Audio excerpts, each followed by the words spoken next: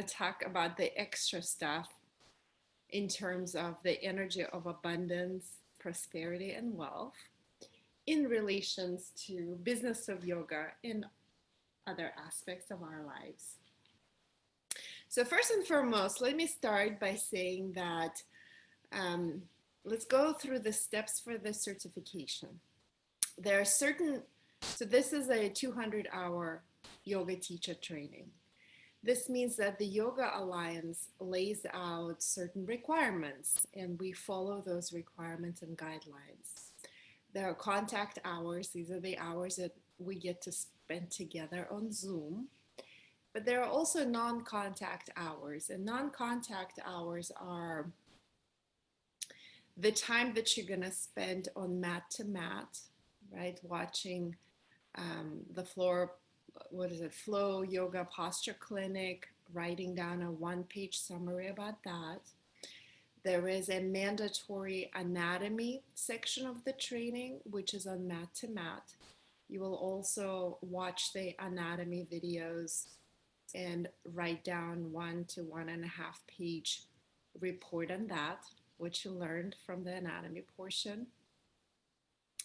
There are 5 book reports. You get to pick any 5 books you like and write a report on each of those books as well. And then lastly, there is a practicum, what Yoga Alliance calls practicum hours, which technically you teaching yoga, right? You teaching yoga to your friends. You can also teach a yoga class recorded and practice to your own class. And I believe we're asking you to do 3 reports on the practicum section as well. Write a report on your own class, on Roger's class, and on Albina's class. Then after that, you're gonna send us all those reports in one email, please, one email, don't piecemeal it, just one email, and send it to Albina at albinarippy.com and rogerrippy@gmail.com. It's all in that email. And then Roger will read all of your reports. He reads every single report, every single book report. Sometimes he sends it back. Very rarely, but sometimes he makes people redo it because we don't really want a summary of the book. We want to learn what you've learned from the book or from the course, right? Because we've read the books, we were there at the courses, we know what's in those books, right? We want to hear how the book or the course landed on you, your learnings, your takeaways. And assuming that he's satisfied with your homework, we will issue a certificate of completion to you. And with that certificate of completion, you can just keep it, or you can use that to apply for Yoga Alliance Registered Yoga Teacher 200-hour level certification. Now, I recommend that you do that. You know, a lot of yoga studios, a lot of gyms, a lot of people don't really care about Yoga Alliance certification. We at Yoga One certainly did not care about the Yoga Alliance certification. But then again, close to 100% of our teachers were trained by Roger and Albina. So we know everybody, we knew every member of our team intimately. So we didn't care about Yoga Alliance certification. I would recommend that you apply with Yoga Alliance. What does it mean? Essentially what it means is you're just gonna give them your annual membership fee and they will say, okay, you are approved as an RYT 200, registered yoga teacher at 200-hour level. That's all. And you get listed on their database.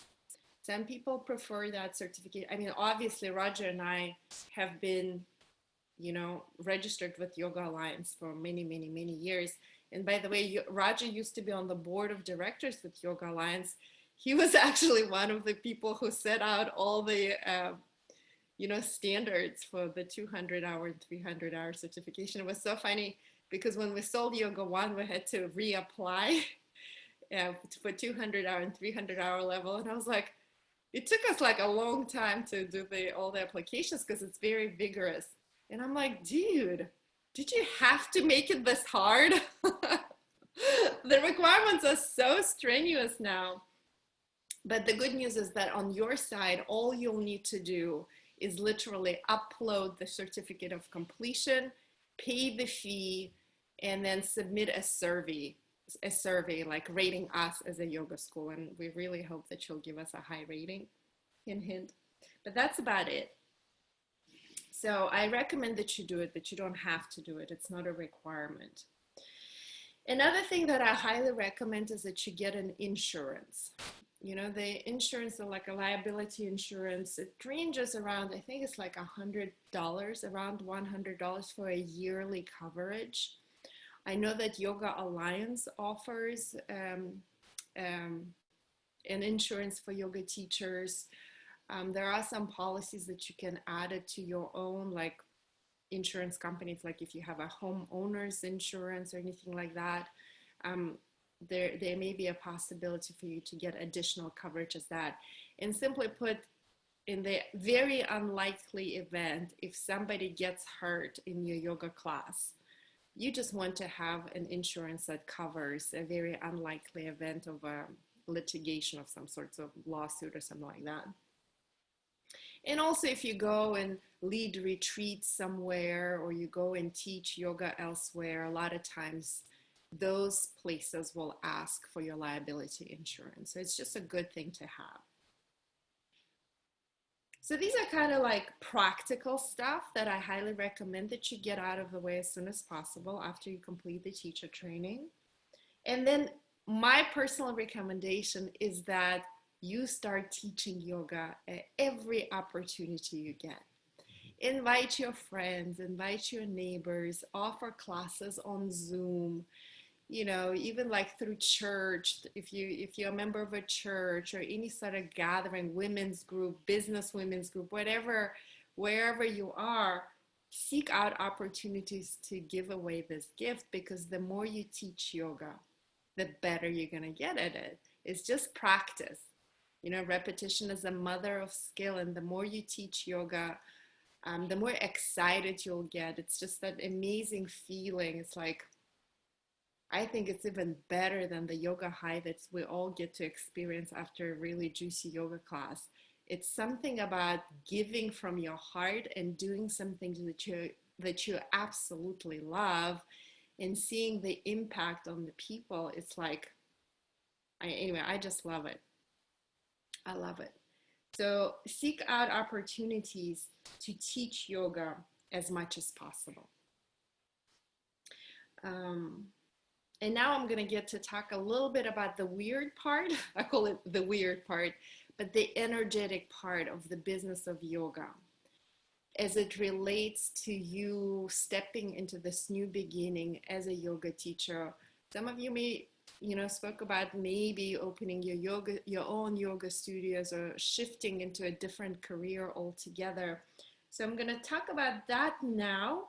And then I want to come back to like social media, because in this day and age, especially now with the pandemic, I think it is important to know some basic things about social media like Instagram, Facebook, and YouTube. So I'm gonna close my little lecture tonight with you know, a little workshop on marketing and promoting and using social media as your platform to just spread the word out about your offerings, okay? Let me have a sip of water. I highly recommend you have a sip of water so we all stay hydrated.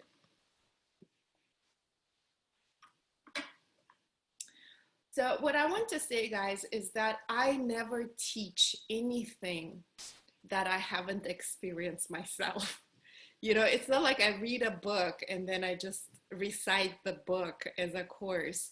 I only teach the things that have had a really significant impact in my own life and completely transformed my life. So from my experience, not only on my own path as, you know, changing career from being a public account, you know, an accountant, to opening my yoga studio, to teaching yoga, to like changing careers multiple times in my life. And also from training hundreds, if not thousands of yoga teachers, and coaching a lot of yoga studio owners, coaching a lot of people through success coaching, I deeply believe that, you know, that Tony Robbins saying that 80% of your success or failure in anything depends on your psychology. 80%. You can call it psychology, you can call it inner state, you can call it your internal beliefs. But 80% of all of that is kind of like what's going on in your head. And only 20% is the outside factors such as money, mechanics, how to do it, perfect opportunities, and things like that. So the vast majority of your success or failure in anything depends on your psychology, on your inner state. And this is why I want to talk about that. And I want to focus a larger portion on the lecture this afternoon on that topic, because I think it's really, really, really important. Where do I start? I believe that in any new beginning, it's natural for us to go through the process of self-doubt, right? Oh, but I'm not good enough. Oh, I don't have enough experience. Oh, my yoga practice is not strong enough. Oh, I don't know much. Oh, somebody else is doing it better than me. So I call it glitching, internal glitching.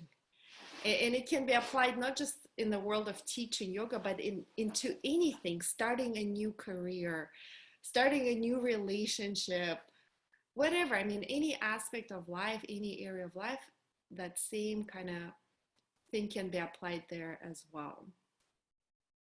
So clearing those internal glitches, clearing those limiting beliefs, I truly believe is really, really important.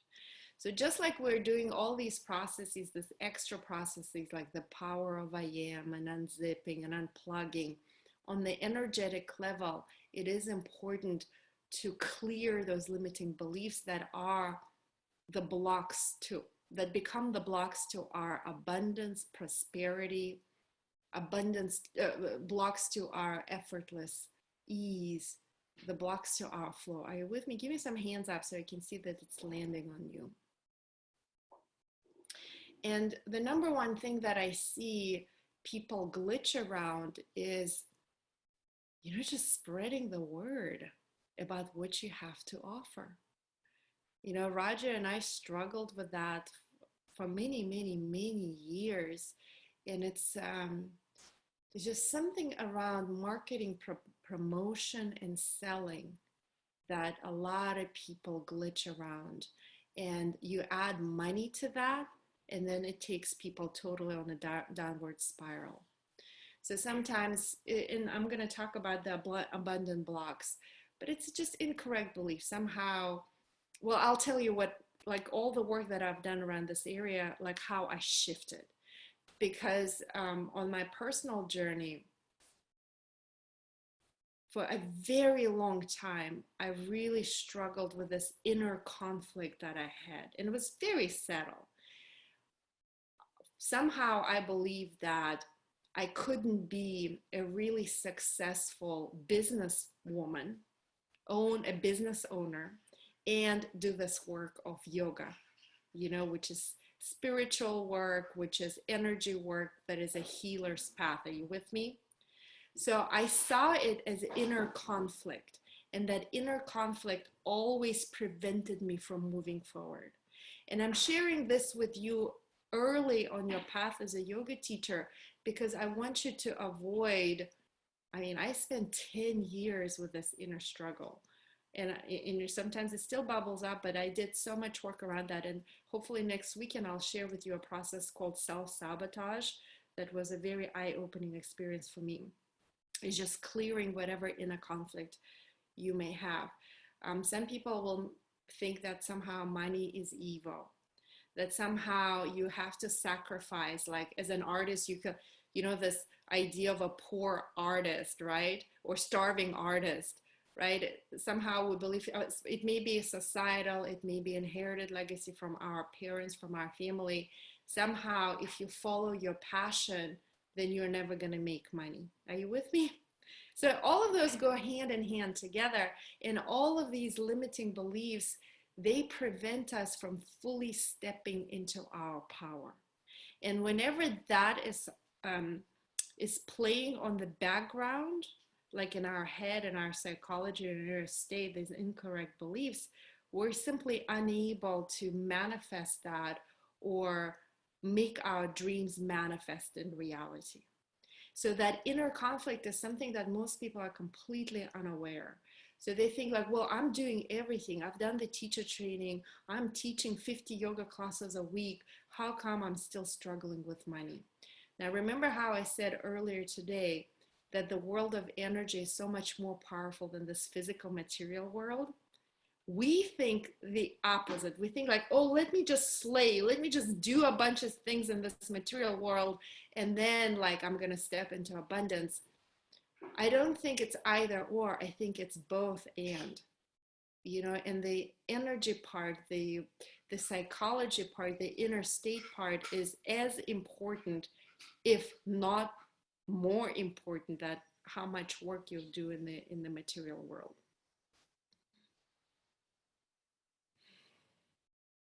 I like to give examples. So let me just give you an example that hopefully will inspire you. When the pandemic happened in March, it was March 13th in my world, because we came to Taos for spring break. And our intention, we're always fully booked out on spring break. It's one of the busiest times of the year. So we came to spring break to Taos thinking that we're gonna work a lot, like we're gonna help my mom. And we're gonna ski and have fun for a week and then go back to Austin. And then butts, it's a Russian word, it's kind of like boom, the pandemic happened. The hotel was shut down. All the reservations were canceled, and we had to give people a refund. I have a mortgage on my hotel. I have a team of people. I have utilities. I have bills and no income coming in. Plus, like Roger and I haven't worked in haven't done the real work. I call it real work in 2 years. We kind of had fun traveling and stuff. So a part of me really freaked out. And I felt that fear and that lack just kind of like come over me. Can anybody relate to that? Can anybody relate to that? I think the whole world can relate to that. And I remember I was just like, oh my gosh, what are we going to do? Like, what are we going to do? And then I intuitively, I know, I was like, okay, I'm just going to pray. I'm going to meditate. I'm going to lean on this practice that I know. And so I've done a lot of work over the years in the subject of manifestation, abundance, universal laws, energy. So I was like, okay, so I know all these books, all these teachers say that the outside factors don't matter, right? We get to create our reality, right? Remember that going from the first stage of spiritual development, victim, oh my gosh, this thing is happening to me, I don't know how I'm going to survive, to stepping up to the manifesting stage, which is, I create my reality, I shape my reality. So I leaned on these practices, the abundance practices that I'm setting you up for, that I'm about to share with you. And all I can explain to you guys, it's just like a miracle happened. Now, some skeptical people are going to be like, there is no miracle in it. I choose to see it as a miracle. So this is what happened in reality. We applied for PPP, payroll protection. We applied for SBA, Small Business Administration loans. And we got them, I think we got them like on April 14th. So like a month later, nobody in Taos, nobody we knew at that point in time got any money. We have lots of friends who owns businesses. Even our banker was like, oh, you got your money? Like, it was so quick. Do you know what I mean? And I'm like, it's because I've been meditating. It's because I've been doing all these abundance, like clearing blocks to abundance. I was like, it's because I'm doing all this work in the energy world. So that money came in. And then, like when we reopened May 15th, we've been sold out every single weekend since May 15th, since we've reopened in times of pandemic. So I'm not saying it to brag, but I'm sharing it with you from my heart, and I hope you take it like that, that I deeply believe in these universal laws that are always at play, whether or not you believe in them or not. It's like the law of gravity. It doesn't matter whether or not you believe in it, but if I drop this phone, it's gonna fall down. It may break, right? It's a, whether or not you believe in gravity, it's just there. The same with the universal laws. It doesn't matter whether or not you believe in them, they are always at play, okay? So I like to share a little bit of these laws with you when I cover the business of yoga, because to me it's related. And even though, a lot of times people will be like, and this is also glitching, a lot of times people will be like, well, it's not my main profession, I just do it for fun. And I always say, like, well, honey, anytime a money exchange takes place, it becomes a freaking business. Even if it's just, oh, it's donations only class, yoga in the park, and you collect whatever, $10 a class, guess what? Money exchange hands and it becomes a business. And you need to treat it as business, and it's immediately invoking the laws, the universal laws of prosperity and abundance. Even if it's not your full-time profession, maybe some of you will make it a full-time profession. Maybe some of you will go and open your own yoga studios and retreat centers and things like that. Or if you do it just for fun, it's still a business of yoga related subject. Are you with me on that?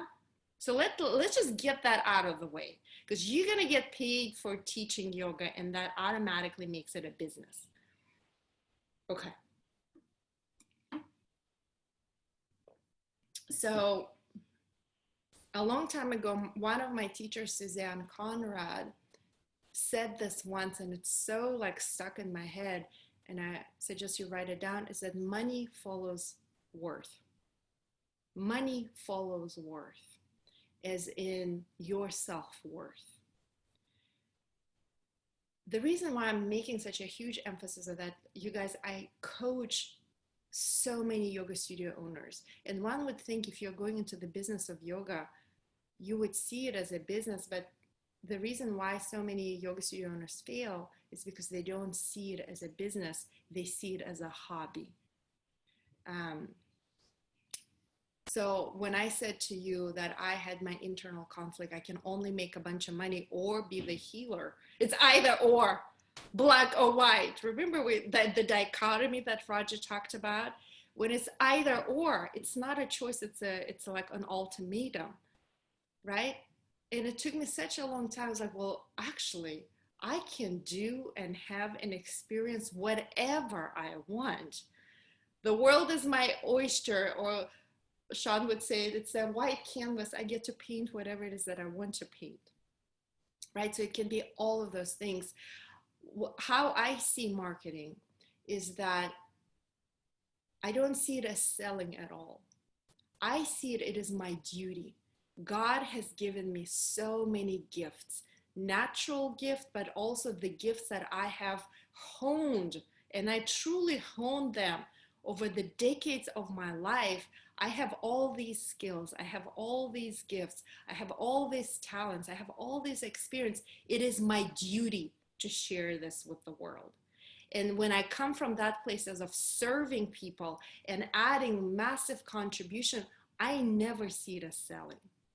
And, because I do an outstanding job, because I provide so much value, the law of circulation is in place. It's a universal law, right? The energy exchange happens. And I receive, I get paid abundantly for the outstanding work that I do. My work is of high value and worthy of massive compensation. I give away a lot of stuff for free. So it's not necessarily money. I mean, abundance comes in so many different ways. Wealth comes in so many different ways. I teach an entire course on money, wealth, and abundance. And a lot of times when people think about wealth, they have this very narrow perception of wealth as it relates only to money. And wealth is actually everything.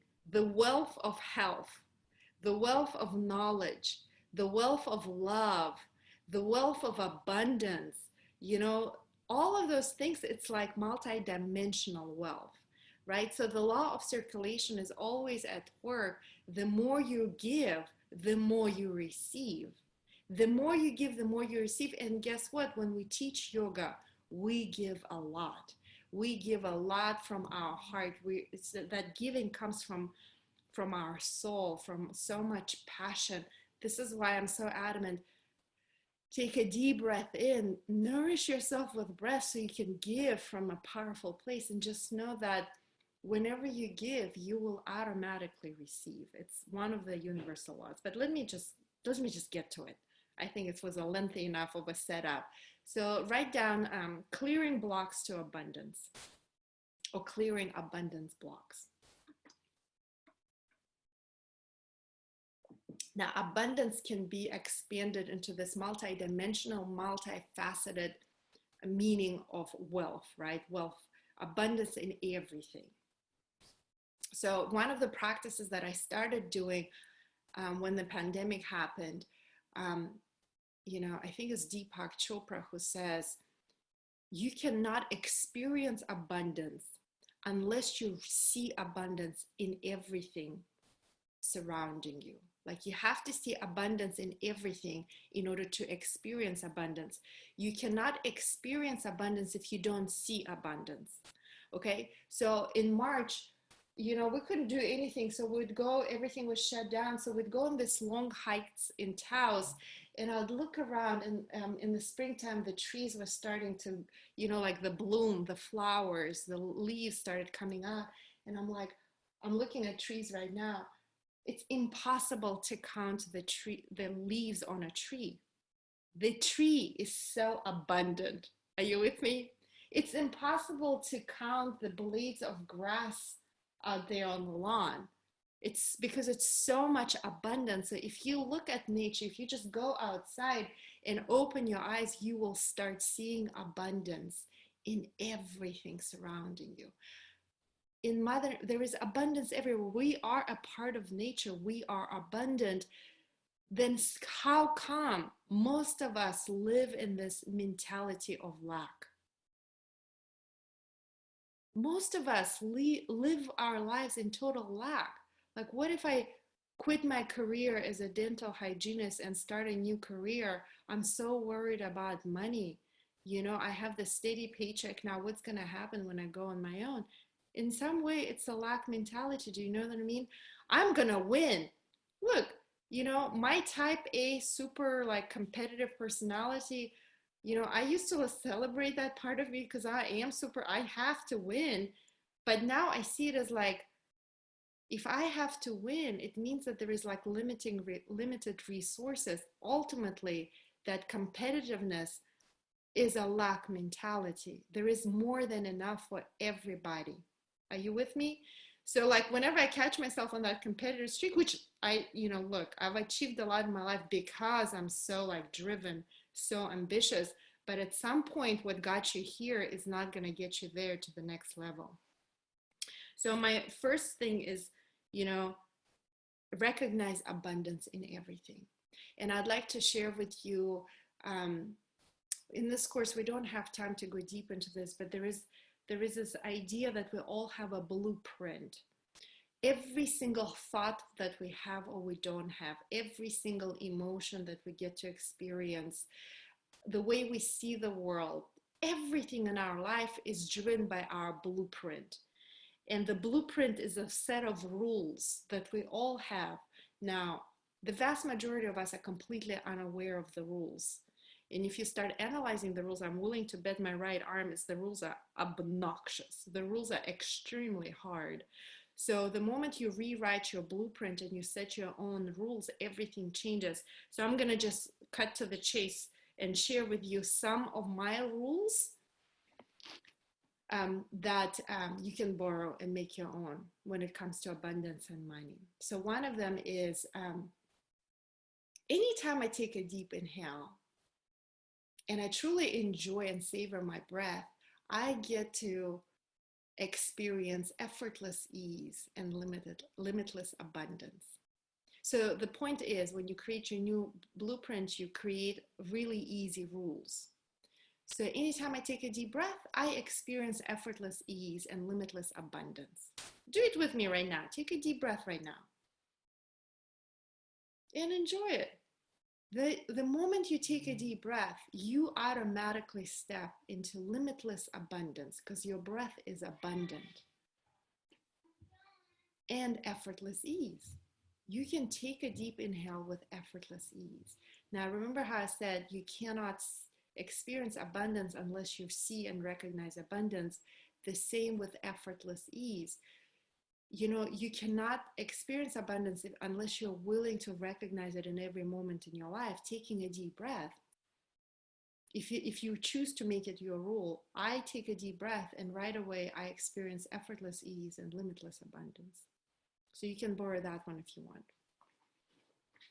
So the first block to your abundance is the lack of deserving. It's a huge block to your abundance. So what I mean by block to your abundance, remember how we talked about the happy face God at 12, 6 o'clock, I call it the divine flow of life, right? The flow. Not only the flow of that divine guidance, your obedience, right? But also the flow is in the law of circulation. The more I give, the more I receive. The flow of effortless ease, the flow of abundance, creativity, inspiration, joy, all of that is the flow. So the abundance blocks that I'm talking about, they're blocking that flow. We're getting a little bit more specific. And the number one on that list is the lack of deserving. And we all have that block on some level or another in some areas of our lives or others. So the lack of deserving, it's something like can be like, I'm not good enough. So when it comes to, give me some ideas, you can chat them in the chat, or you can just unmute and speak. When it comes to, let's apply it to you being a yoga teacher.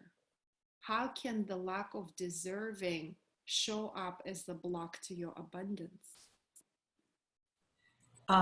There are other instructors out there who are far more experienced and better than I am. That's right. Yeah, that's a good, not a good block, but it's a good example of a lack of deserving block. Stacy wrote down, I haven't practiced long enough. Yeah, so that ultimately it's a lack of deserving, right? Somebody else is doing it better than me. I haven't done it long enough. I'm not in shape enough. Yes. Yeah, I'm not young enough. So all of that is just created in our head. Do you see that? These are all lies. The lie that I give up, you can put it in that framework as well. And not only that, but it's a block to your abundance. You know, as far as Roberta or even Jacqueline or Stacy, like there is no other human being on this whole earth that ever has been or ever will be who is like you. You are unique.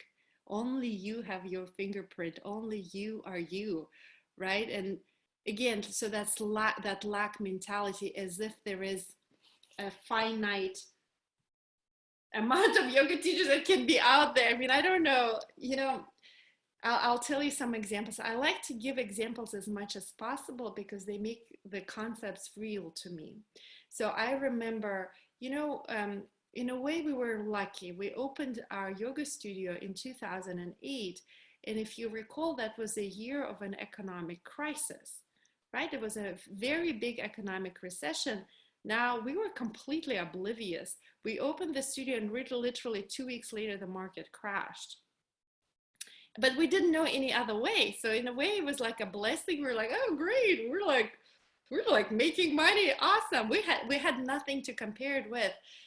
And when the recession happened, in a way, it prevented competitors entering the marketplace.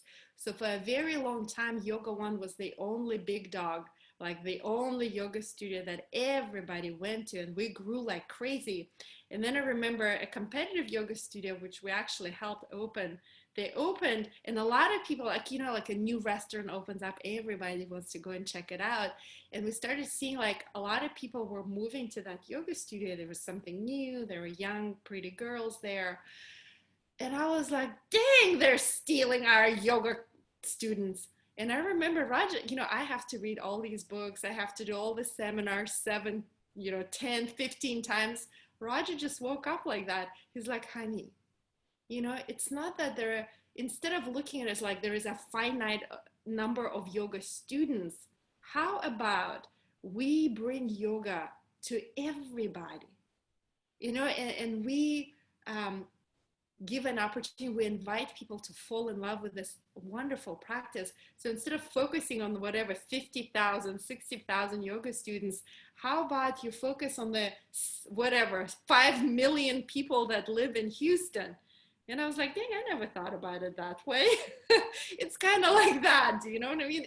But we get so attached, like, oh, like only this number, when there is so many opportunities. Like, anyway, I can go on and on. But lack of deserving is the number one block to your abundance. Do you guys see that? Now I'm kind of shifting my careers, and I catch myself often. I'm like, well, why would anybody sign up for my courses when there are other people who do it so much better than me, on such a bigger scale than me? Why would anybody want what I have to offer? I'd go into like, oh, it's too late. I'm entering this industry that are too late in the game. I mean, the mind will go there and create all sorts of stories. Do you know what I mean? So I'm not good enough.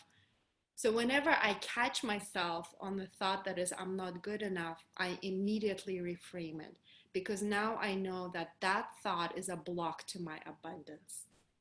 So somehow that serves to me as a leverage, meaning,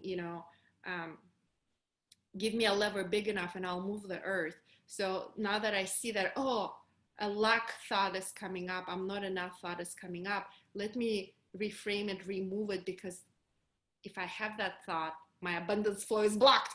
I don't want it to be blocked. So just reframe it. Oh, nobody has the same kind of gifts as me. I am unique. I add massive value. My work is of high value and worthy of massive compensation, things like that. Are you clear on this one? Lack of deserving is a pretty clear one, right? So the second block to your abundance is the fear of loss. A fear of loss. Can you give me some examples on that? This one is a little tricky. Let me tell you a story. So I learned these abundance blocks largely, and I'm modifying them and adding my own flavor. But the first time I heard about this is from the lady by the name of Mary Morrissey. And back in the day, she started with Wayne Dyer and all of those cats. But she tells a story about her son, and her son, his sidekick, was selling timeshares at this resort.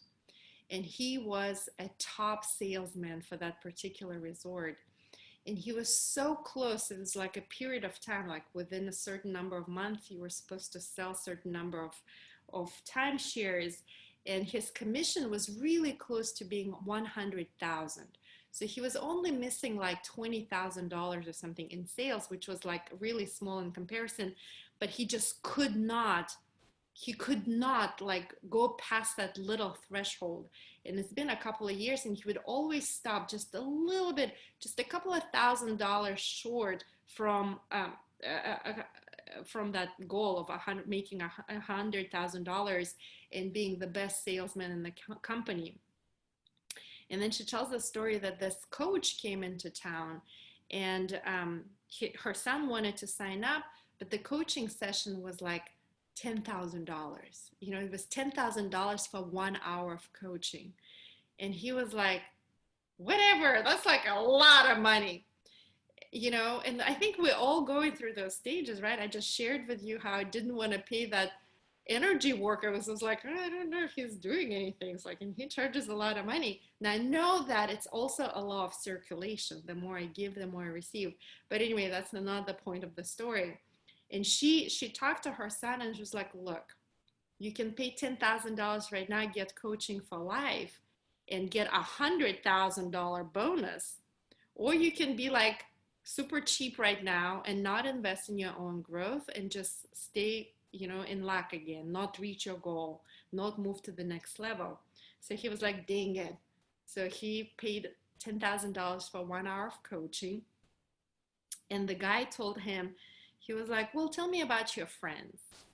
And as it turns out, like this guy, all his friends were about the same level as him. You know, they all graduated from college, they had similar jobs, they had a similar level of income, and they were all hanging out together. So, on some subconscious level, he believed that if he made $100,000 that year, somehow his friends would no longer want to hang out with him, because that would mean that maybe he's stuck up, maybe he's too good for them, maybe he's like the big dog now making all this money. Are you with me? So on a subconscious level, now listen guys, most of these blocks are not something that we're aware of. It happens in our subconscious mind. So his fear of loss, losing his friendships, was preventing him from moving up to that next level of sales.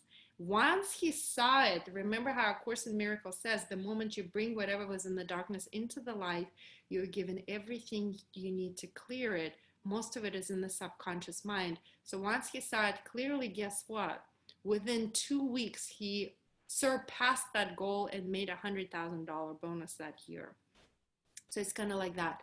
Some people are afraid of like a really complicated tax return. You know, like, oh, I have my little, like, you know, like easy form, you know, it's so simple. I mean, silly things like that. I'll tell you from my own life. So when the pandemic happened, look, we sat around, you know, just hanging out a bunch. And you hear on the news how Jeff Bezos is getting richer. He like made all these billions this year. And I'm like, a part of me is like, dang, you know, like, I admire him to create a company like that. Whatever you feel about Jeff Bezos, but you can recognize that he's a genius, right? To create a company like that is pretty miraculous. And I was like, well, like I admire him. He's so smart. He was able to come up with an idea, execute it. And then I started thinking about what it takes. Just think about it, what it takes to order something on your phone and have it delivered to your house the next day. And I started thinking about every single thing, about all the employees, the shipments, the packaging. I was like, dang, that's too much work. But you know, and then I caught myself, that is the fear of loss. So on some level, we're scared that our life will become too complicated. Our tax return will get too complex, that somehow we're gonna lose our friends because we're moving to a different level, whatever that level is, socioeconomic, level of growth, et cetera, et cetera. Can you think of any other examples, the fear of loss being a block to your abundance? Not wanting, so there's, when you're raised in a certain family or under certain conditions, there are a lot of people who don't want to do better than that baseline. Yeah. Yeah, absolutely. Yeah, it can even be, you know, when I quit being a CPA at a major airline, I got to travel the world for free, first class, to open Yoga One. It was scary. It's kind of like fear of losing that steady paycheck that Stacy talked about. It's fear of like, oh, but I worked so hard to get that CPA license. It's a fear of loss of like, oh, but what is my career? We get so attached to our ego, right? My ego is so wrapped up and, you know, I am in a, you know, like I work in the best public accounting firm in the world. Like, ooh, like that can also prevent you from experiencing true abundance, right? We're not only talking about money, we're talking about true abundance, abundance of love, abundance of passion, abundance of joy in your life, abundance of contribution. Can you think of any other examples, you guys? Fear of loss. But just being like, I was telling Claire this earlier today, just like fear of going back to work at a full-time level, because my old self, I used to travel nonstop.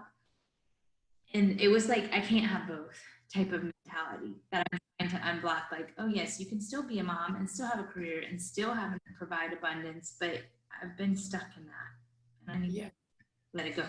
Because you can, I just have to find other avenues. Like I don't have to go back to traveling 85% of the time Yeah.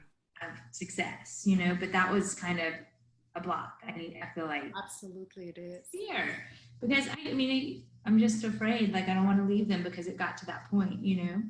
Absolutely. And thank you so much for naming that, Jacqueline. Um, you know, for us women, I think it's kind of unfair. You know, you never see men having to make that choice, right? Or not that often. But for us women, it's a real choice. Like it feels like you only, it's a dilemma, right? Either a mom or a businesswoman. That was a big block for me internally. And I struggled with like this incorrect belief that I'm a shitty mom. Look, no matter what I did, I volunteered at kids' schools. As a matter of fact, like we made dinner every single night, even though I led 12 businesses. I always, every night, spent with our kids and all of that. I still felt like a shitty mom. No matter what I did, I felt like a shitty mom because internally I had this like believe that I could only be a great mom or a business leader. And it wasn't even my belief. It actually came from my dad. One time he kind of flippantly said, look at all these other moms at the daycare. Look like how they're like spending all this time with their children. Like, and you don't. And it was just like went straight into my soul, right? But the ones I covered it, I was like, oh, well, first of all, it's not even my incorrect belief, it's my dad's. The second of all, why can't I do both? I can do, it doesn't have to be either or. It can be all of it. Yeah, it's that if internally you feel like it's either this or that, it is a block because it's never either or. There is so many, it's a 50 shades of gray, right? It's so much in between. There's any flavor of it, you can do it. Look up the founder, the youngest self-made female billionaire in the world. It's the owner of Spanx. You know, the underwear Spanx? I forget her name. I follow her on Instagram. She's my age, and I saw her. Oh, it's Sarah Blakely. Sarah Blakely. She has like 4 kids under 5. And she's still kicking butt and she's doing all these things. She's funny. I saw her on stage a couple of times at a Tony Robbins event. She's like really cool. And plus, she tells that story about it's totally sidetracked, but I'm going to tell you anyway.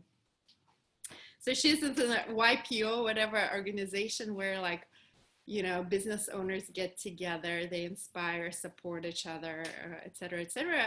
It's usually men, right? So it was like a bunch of guys and her.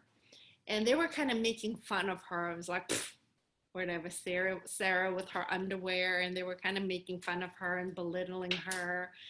And they were asked, and then, this whole time she was talking about manifesting. I'm gonna manifest like a really huge company that serves people, that I'm making a contribution. And then her company became $1 billion company. So these guys, one by one, and then everybody asked her, how did you do that? And she's like, I manifested it.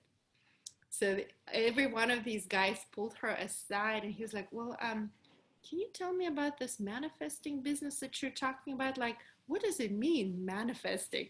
So she always tells that story. I'm like, that's my girl. Like, we speak the same language. So anyway, if she can do it, you can do it, right? If there are other people who can do it, you can do it too. And she started with $5,000. She started Spanx with $5,000, literally. Okay. I think we're good with fear of loss, right?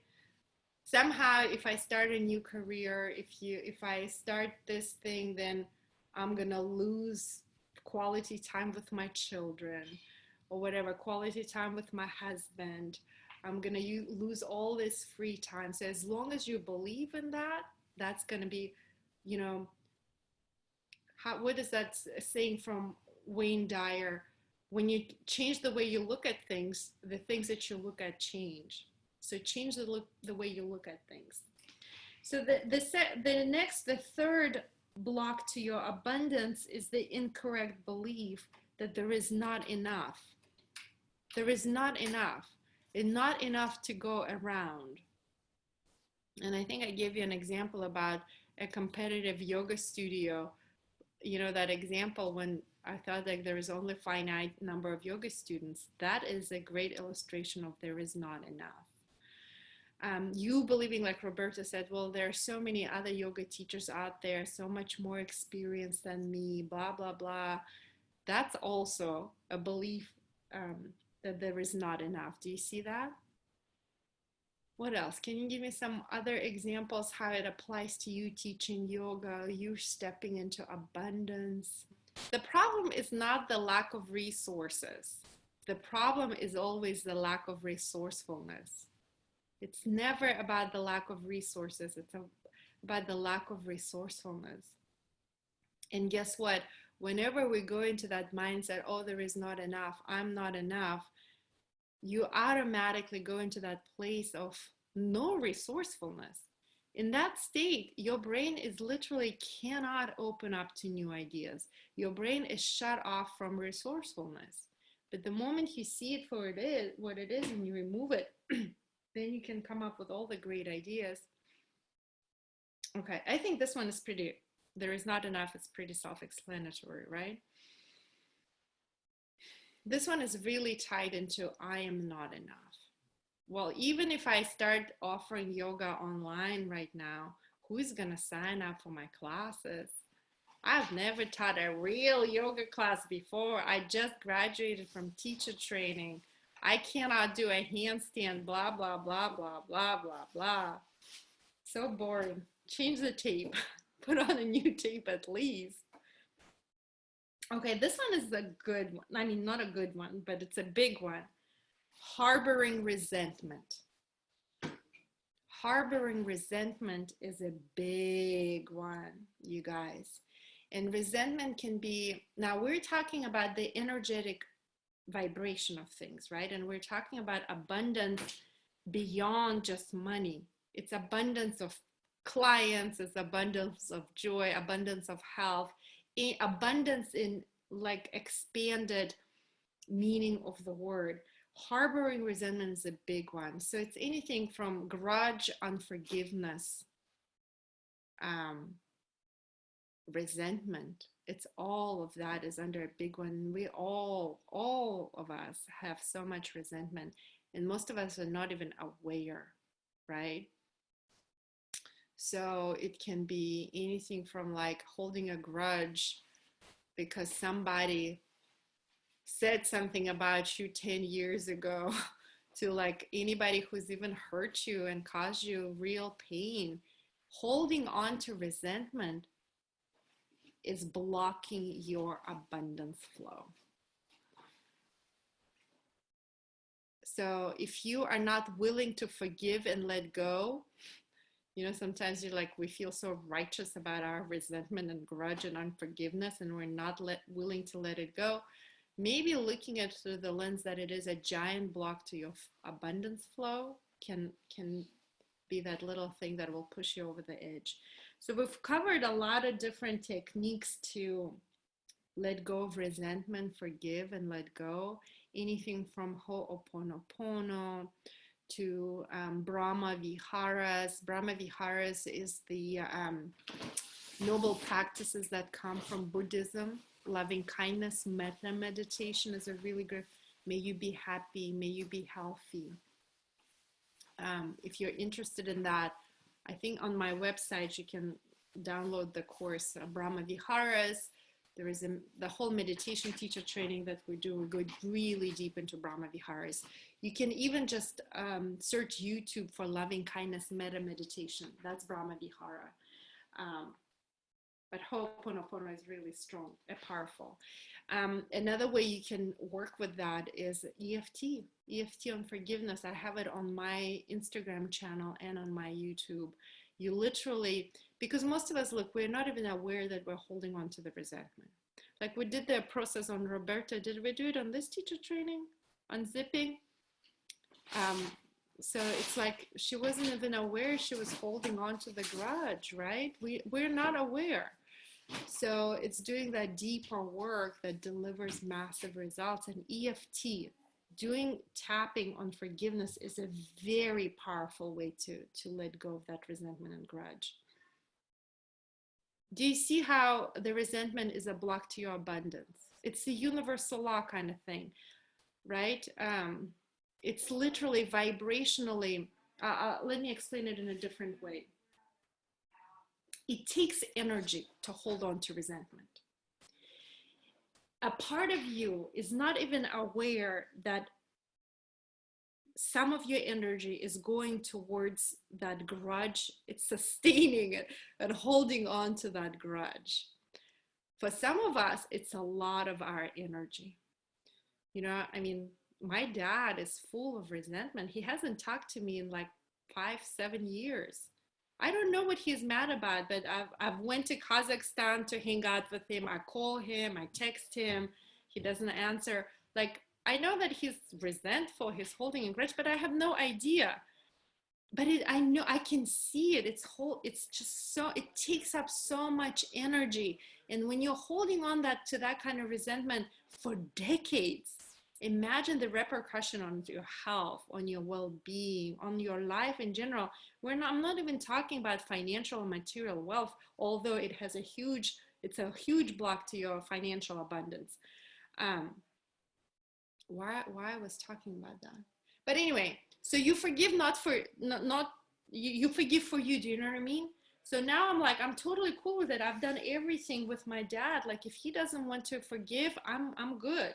Like I've done it all. You know, I even went into a psychic who talked to my, you know, like I've done it all. You name it, I've done everything to like, you know, and at some point you just surrender it. And even if the person is not willing to let go, the other person's not willing to let go, the thing that matters is that you cleared on your end. Are you with me?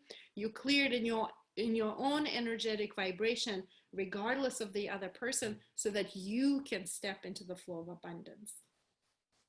Oh, this next one is a big one, you guys. It has to do with judgment. And since we're talking about the business of yoga, and since we're talking about finances as well, negative money mindset. Negative money mindset is a big one. And I can teach an entire course on just this particular subject. So it's any beliefs as in like, money is the root of all evil. Rich people are so stuck up, you know, what is like, oh, rich people's problems. So any little things like that, if you say little things like that, just pause for a moment and like become curious. Well, is that a negative money mindset? So it can also be a judgment of someone else's success, which also is like a negative money mindset. Do you know what I mean? So I have a lot to say about this one because I can just totally see how like it's so much easier to see it in other people than to recognize it in your own life, unfortunately. But once you're aware of it, you'll start recognizing it everywhere. I like to give this example, and it may rub some of you off like the wrong way, but I'm gonna say it anyway. So I confess I really enjoyed Joel Austin. I really like Lakewood Church, and I go there whenever I'm in Houston. I listen to him all the time.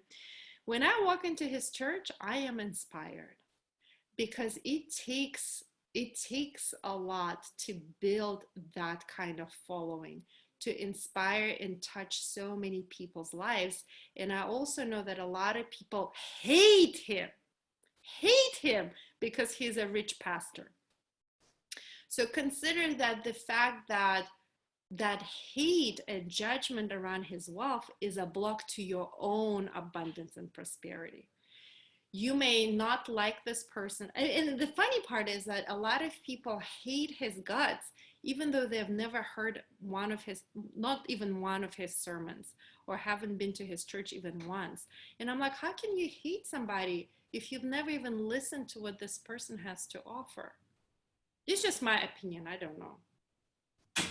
So anytime I hear people like talking crap on Bill Gates or Jeff Bezos, oh, here, abundance mindset. Here we go. Totally, Roberta. I love it. You know, people talk crap about Bill Gates, and I'm like, I don't talk crap on wealthy people. I don't, you know, because I recognize that, look, you don't just wake up successful. You know, it doesn't happen. Success in anything, success in intimate relationship, marriage success doesn't just happen.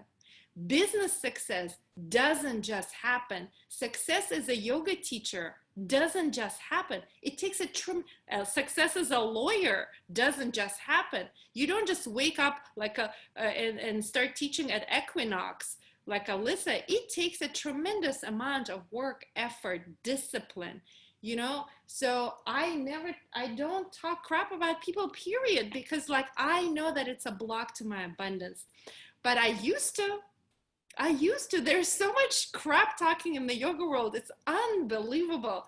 I remember there'd be like, you know, there was a period of time when I went through this thing and I thought forest yoga was the only pure yoga.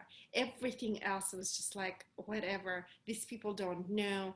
This is not good for you. It's just like sequencing is crap. I went through this. Raja called me like, I don't even know what he called me, but it was not you know, it was not a compliment. And I remember I used to judge other people, other yoga teachers. I used to judge other styles of yoga. Like, especially if like somebody was like really successful, you know, like they would fill up their classes or they would be like traveling around the world. I'd be like, their yoga sucks anyway. Ashtanga yoga, people injure themselves through Ashtanga yoga all the time. But if I were to like dig deep, I was freaking jealous.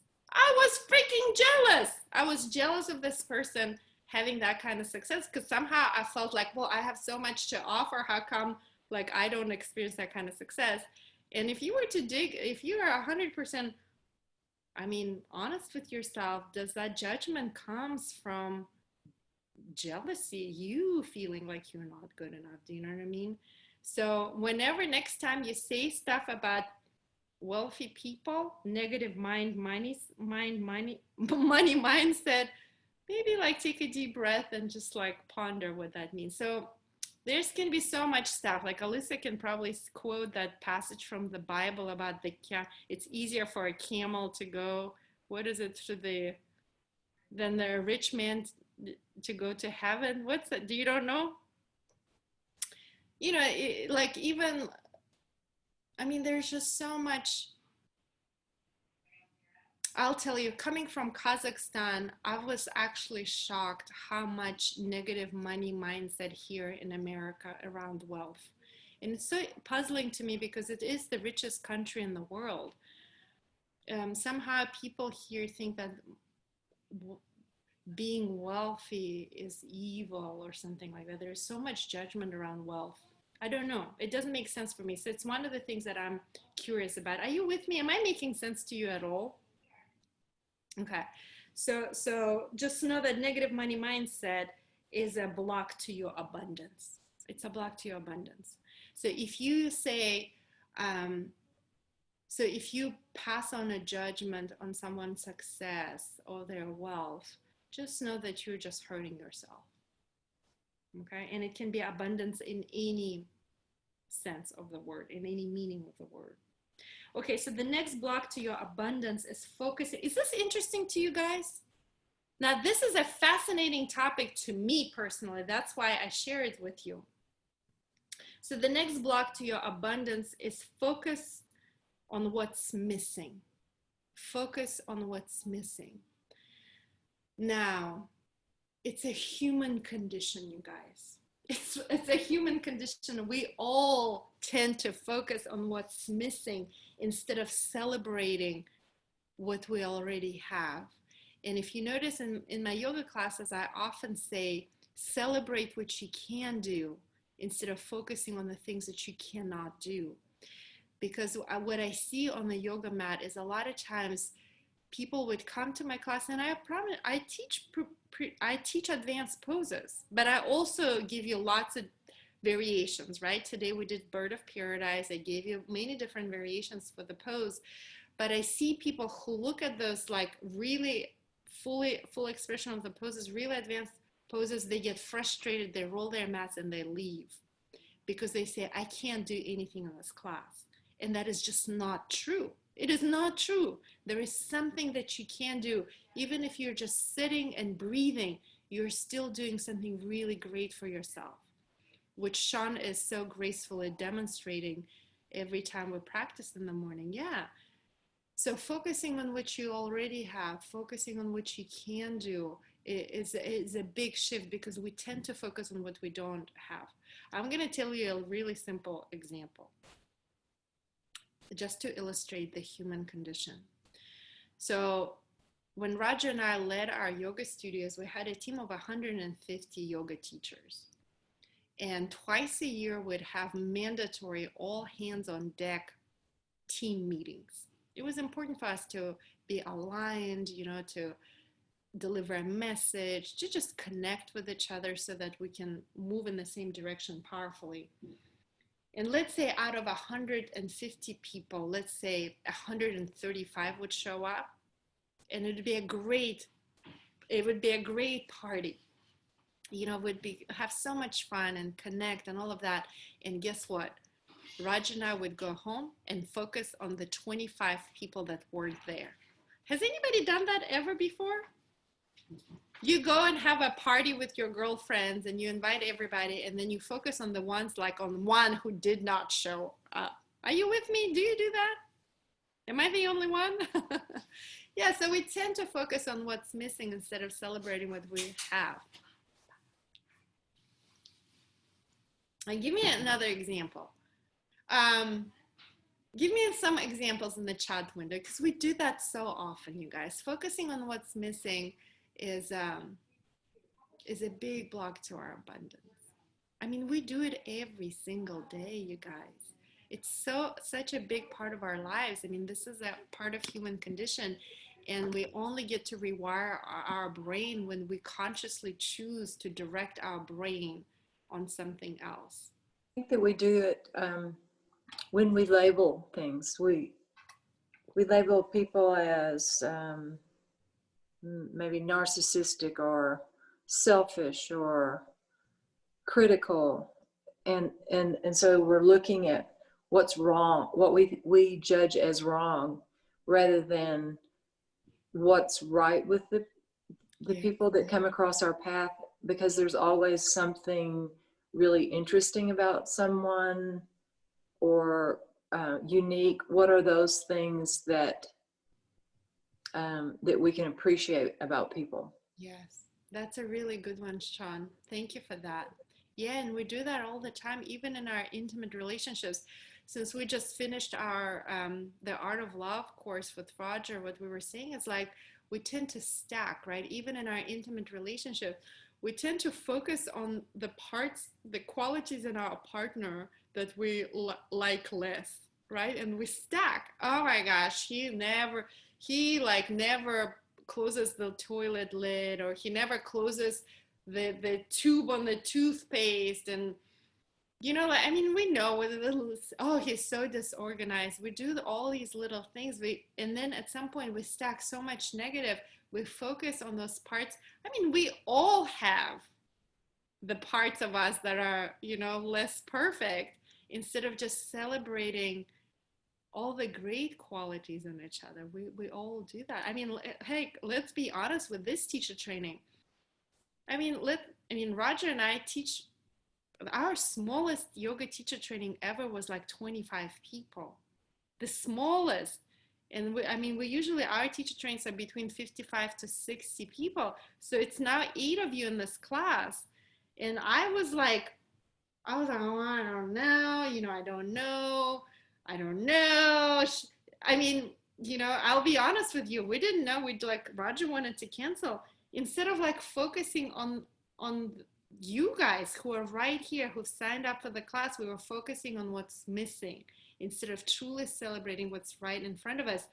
We do it all the time. The problem is that we're completely unaware that we do it. And it's a big block to our abundance. Are you with me? Do you see that? So now that you're kind of like aware of that, you'll start recognizing in your life and just know it's a block. Immediately switch to look at it through a different point of view. Clutter, chaos, and drama. Clutter, chaos, and drama is the next block to your abundance. And this one can be multi-layered.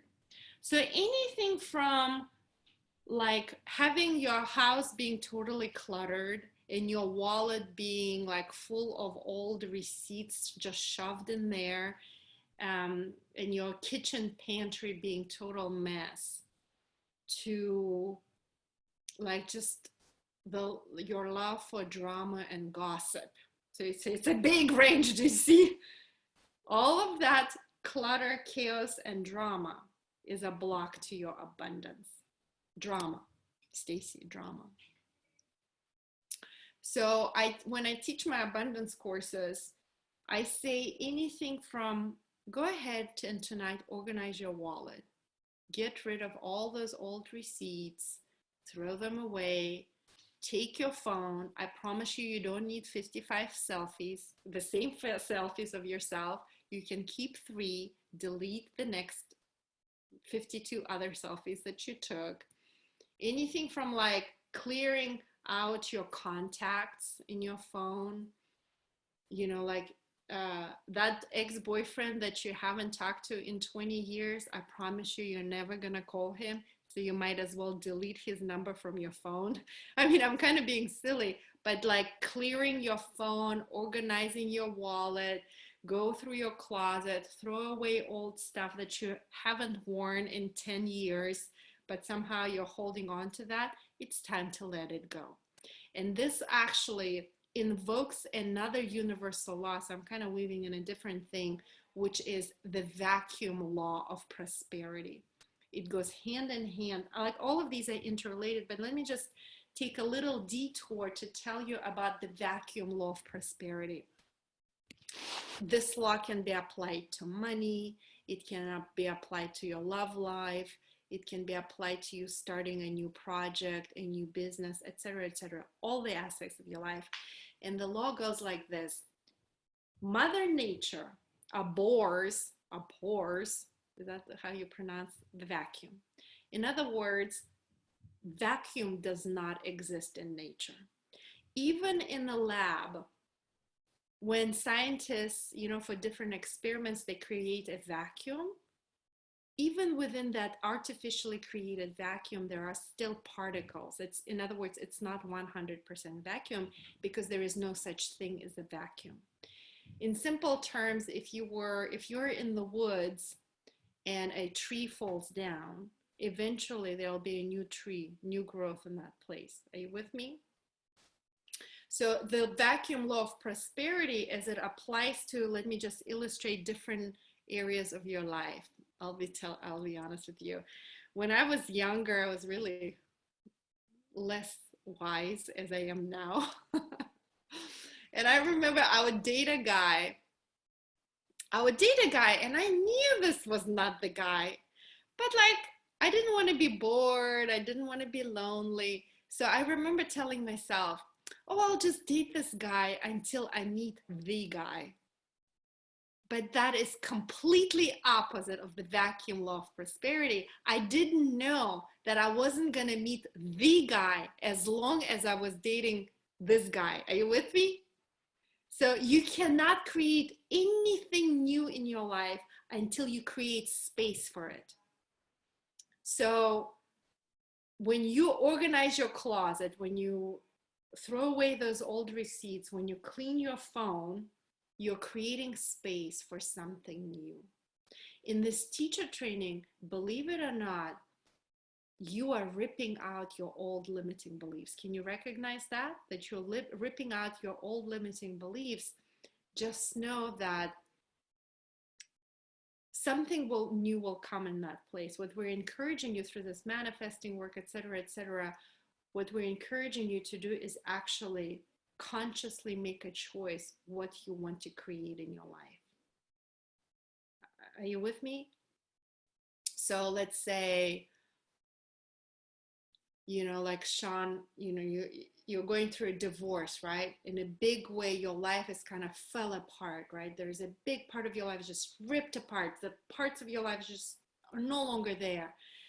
Yes, there is a part of it like mourning and being sad and grieving about that, but there is also time for getting really excited because nature abhors vacuum. Something new, something amazing is going to come in that place, right? The place that is now kind of like new space is created. Yeah, so when Raja and I sold Yoga One, we sold our houses, we gave away all of our worldly possessions, we literally packed our carry-on suitcases and we traveled the world. In a way, we created a giant vacuum. Do you know what I mean? When my mom's, all of her businesses, all of her, assets were taken away from her, she had to immigrate to America in the trunk of a car. Yes, she was grieving and crying a lot, and she was depressed for a very long time, but also like, Mom, get excited. Something really amazing it has no other choice but happen, because it's a law of nature. It's a universal law. Are you with me? So how else can I explain it? Let me give you, this one is a biggie, guys. I want you to really hear it, because we tend to hold on to things. Remember, one of the yogic principles is a principle of non-attachment, right? Letting go of your attachments. It's a challenging one. So I kind of want to add more color, more layers to that non-attachment concept, so that you can let go with ease, knowing that something better will come to your life if you just let go. It can be as simple as, I kid you not, I'll confess, I have lots of shoes. I have a lot less shoes now than when we lived in Houston, because I literally gave away, I don't even know, maybe like 100 pairs of shoes. It was obnoxious. Like, I gave away my shoes. So when we came here to Austin, I had a much smaller shoe collection. And now we remodeled the house and I had a bunch of shoes here. And I kid you not, there are shoes that I haven't worn in 15 years. I swear to you, 15 years I haven't worn the shoes, but I'm like, whoa, but that's Alexander McQueen. Like, what? But I cannot let go of these Alexander McQueens and like these, like nice shoes. But then a part of me is like, Albina, it's been 15 years. You never wore the shoes. My kids' feet are bigger than my feet. They will never wear the shoes. So just donate them. But it was hard, y'all. It was hard. So if that's challenging with the shoes, imagine how we hold on to things in other areas of our lives. But the moment you let go, you get to create something that you truly desire. Let me give you one more example and then we'll move to the next one.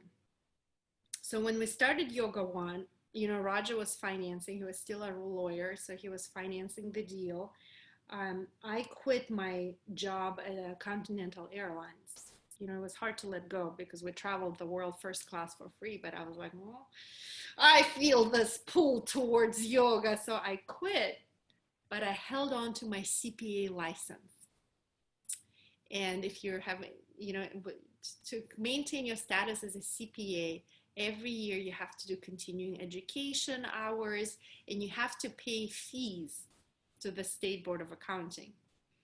And I would bitch and moan. I'd be like, this stupid Sarbanes-Oxley, this stupid Enron, Orthe Anderson. If it wasn't for them, I wouldn't have to do all these continuing education hours. I would just like, and you have to pay for those continuing education hours. And I would just like, And then Roger, he's so funny, in the most gallant and the most tactful, diplomatic way, he was like, Albina, may I speak freely? I was like, yes. And he was like, look, Yoga One was already like in the black. We were in the black the first month we opened, but I wasn't seeing as much abundance as I wanted. So I remember he sat me down and he was like, do you know why Yoga One is not taking off in the way that you want it to take off? I was like, no, I don't know. Like, I'm working my butt off. Like, I'm working 15-hour days. I weighed 95 pounds. Like, I lost so much weight for teaching all that hot yoga classes. Like, we didn't even have any teachers. Jackie remembers me back then. I was like a toothpick.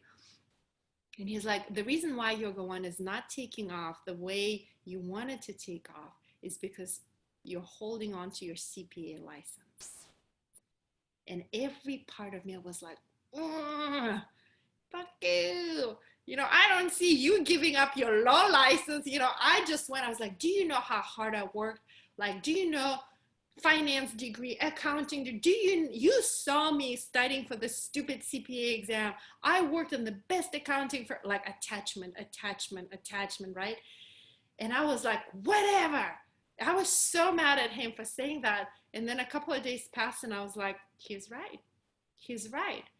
As long as I'm holding on to my CPA license on the energetic level, I'm saying, well, if this thing Yoga One fails, it's just a hobby. I truly am an accountant and I can always go back to my career as a CPA.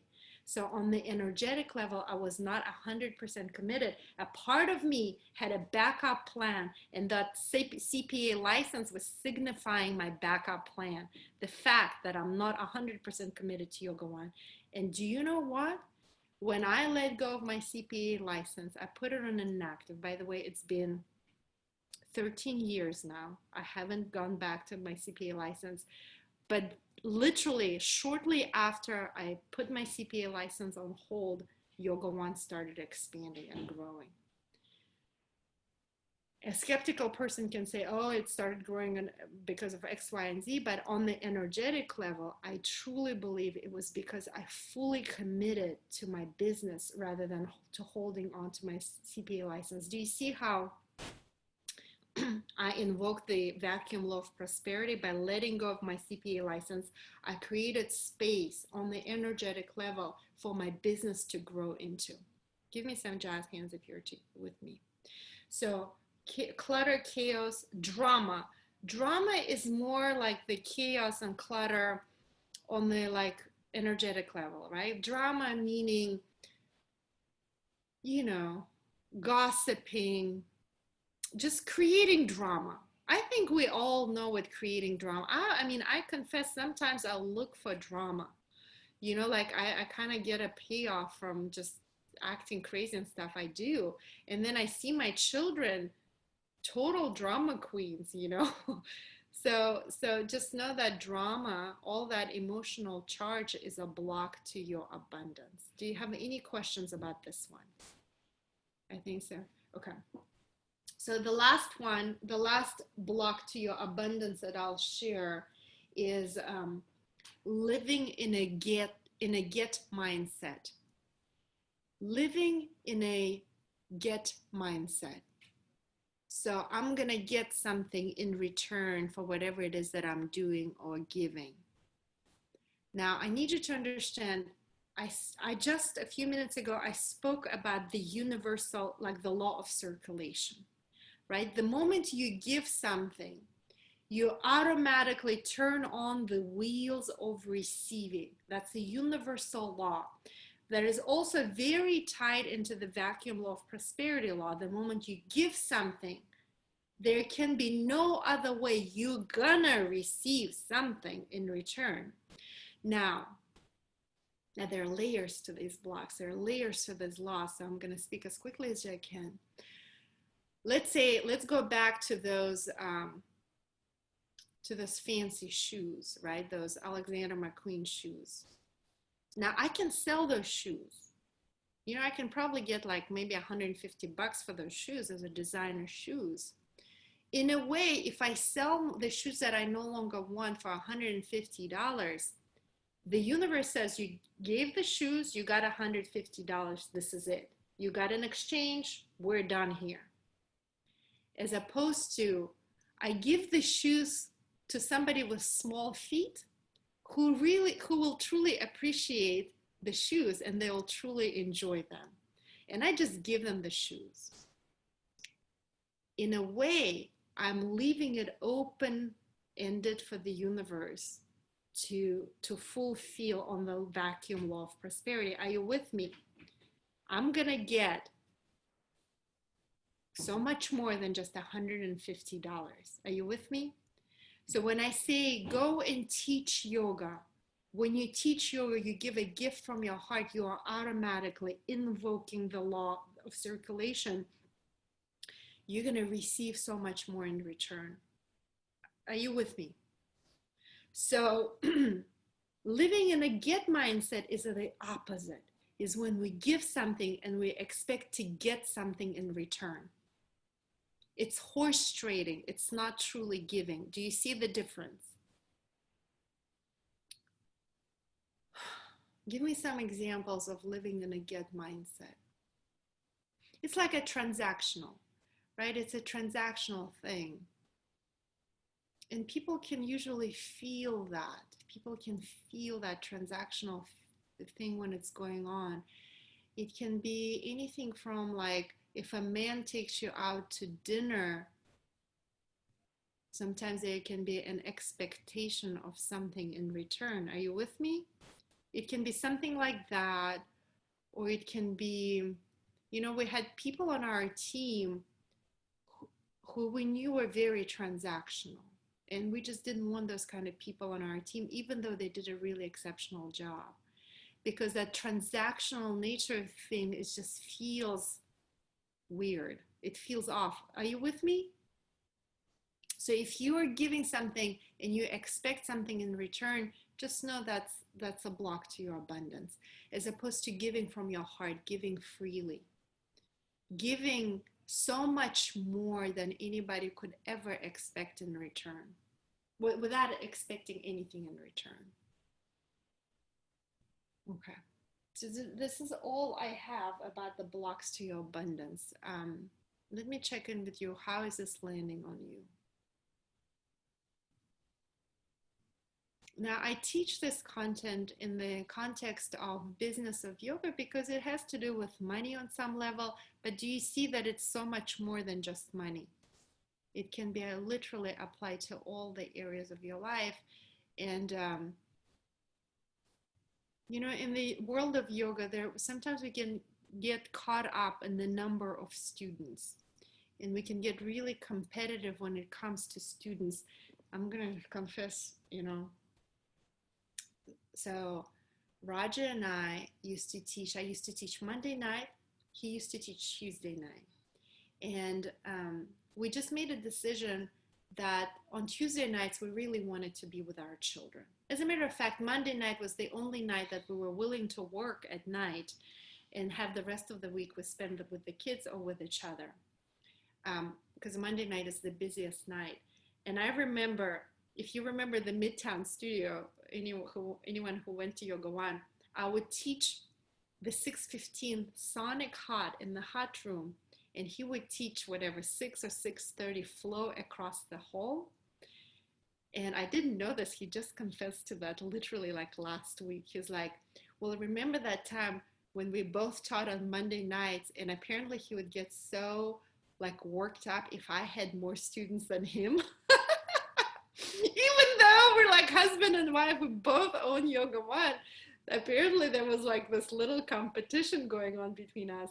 So if we, husband and wife who own the business together, can get competitive with each other about the number of students, imagine what happens out there. So you can apply these, you know, abundance rules, the universal laws, even to like the students that you get to invite to your classes. Yes, it can be applied to many, many different Instagram followers, whatever.